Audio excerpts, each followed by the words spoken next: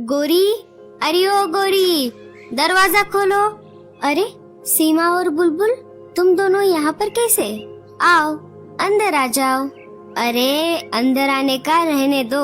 ये देखो, तुम्हारे बच्चों ने मिलकर मेरे और सीमा के बेटे को कितना मारा है।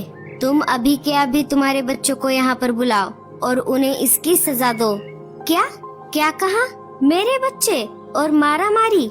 हो ही नहीं सकता। तुम बिना वजह मेरे बच्चों पर नाम मत डालो। रुको, मैं अभी बुलाती हूँ मेरे बच्चों को। बच्चों जरा बाहर आ जाओ। क्या हुआ मम्मी, आपने हमें क्यों बुलाया? बच्चों ये देखो कौन आया है हमारे घर। सीमा आंटी और बुलबुल आंटी। इनका कहना है कि आप सबने मिलकर इनके बच्चों के साथ झगड़ा किया है और इन्हें मारा भी है। क्या ये दोनों सच बोल रही है? नहीं मम्मी, हमने तो ऐसा कुछ नहीं किया। उल्टा इन दोनों ने ही हमारे साथ झगड़ा किया।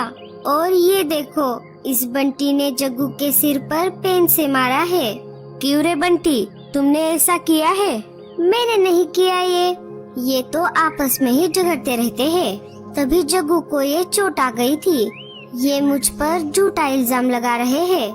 अरे देखो देखो, उल्टा चोर कोतवाल को डांटे। अरे ओ कबूतरनी, जरा संभाल अपने बच्चे को। देख कैसे झूठ बोल रहा है। मेरे बेचारे और मासूम जग्गू को इसने पेन से मारा है और तू उल्टा मेरे पास मेरे ही बच्चों की शिकायत लेकर आई है। और तुम बुलबुल, तुम्हारा बेटा तो पहले से ही शरारती है। तुम भी बिना वजह यहाँ पर आई हो। अब चुपचाप चली जाओ यहाँ से, वरना मुझसे बुरा कोई नहीं होगा।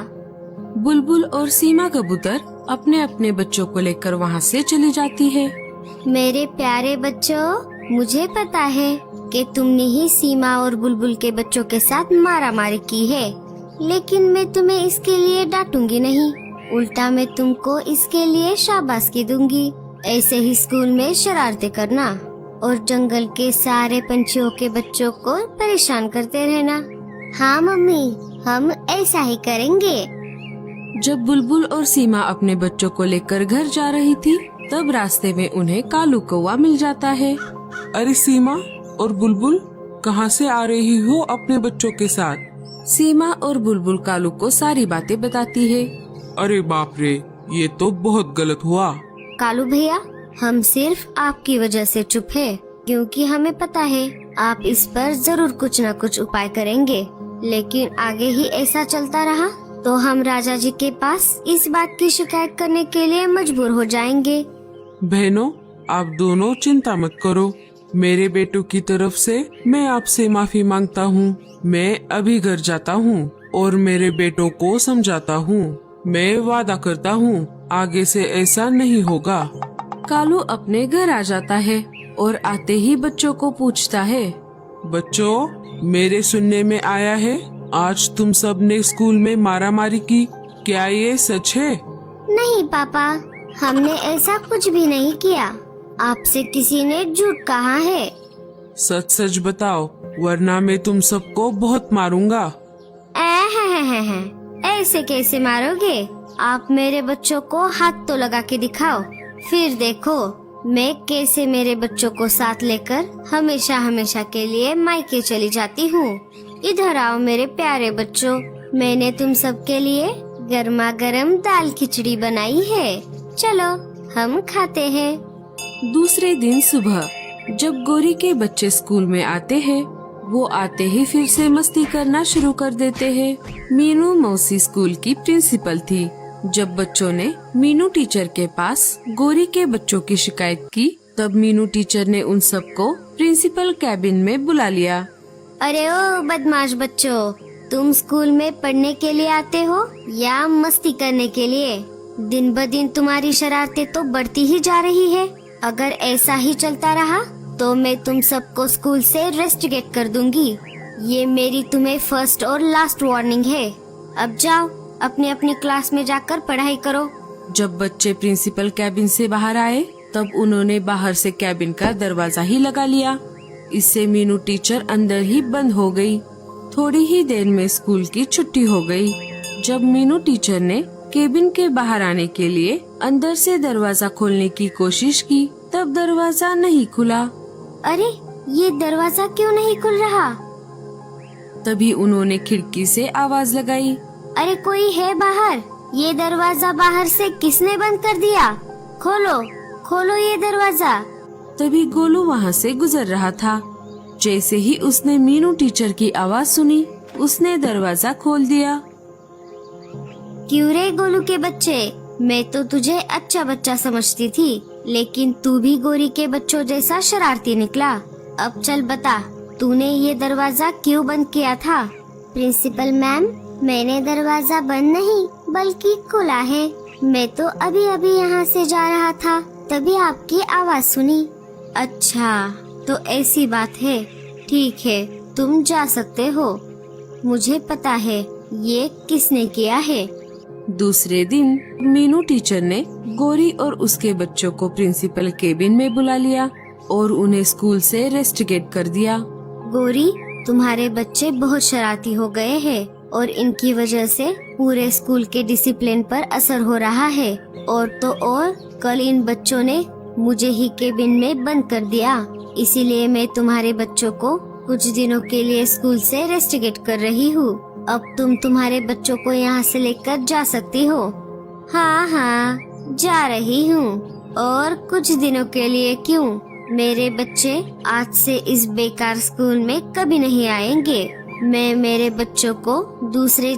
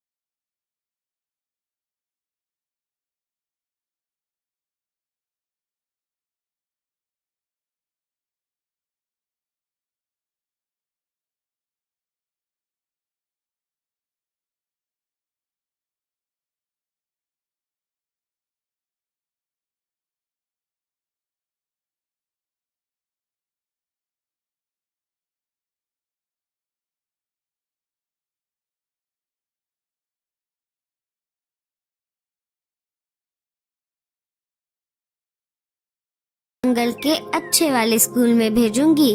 चलो बच्चों, यहाँ से चलते हैं। दूसरे दिन सुबह कालू अपने बच्चों को आवाज लगाता है। बच्चों, चलो बाहर आ जाओ। जब तक तुम दूसरे स्कूल में नहीं जाते, तब तक मैं तुम्हें सब कुछ सिखाऊंगा। चलो, आज मैं तुम्हें पानी में तैरना सिखाता हूँ। चलो, हम नदी की तरफ चलते हैं। अरे अरे रुको, कोई जरूरत नहीं है कहीं पर जाने की। मेरे बच्चे अभी छोटे हैं, जब बड़े हो जाएंगे तब अपने आप तैरना सीख जाएंगे। उससे अच्छा आप एक काम करो, घर में खाने के लिए थोड़ा भी अनाज नहीं है, जाओ और अनाज लेकर आओ। कालू घोंसले से निकल जाता है। उड़ते उड़ते कालू बहुत दूर आ गया था। मुझे अब घर वापस जाने का मन ही नहीं कर रहा, क्योंकि घर में मेरी कोई इज्जत ही नहीं करता, ना गोरी ना बच्चे। मैं अब वापस घर ही नहीं जाऊंगा।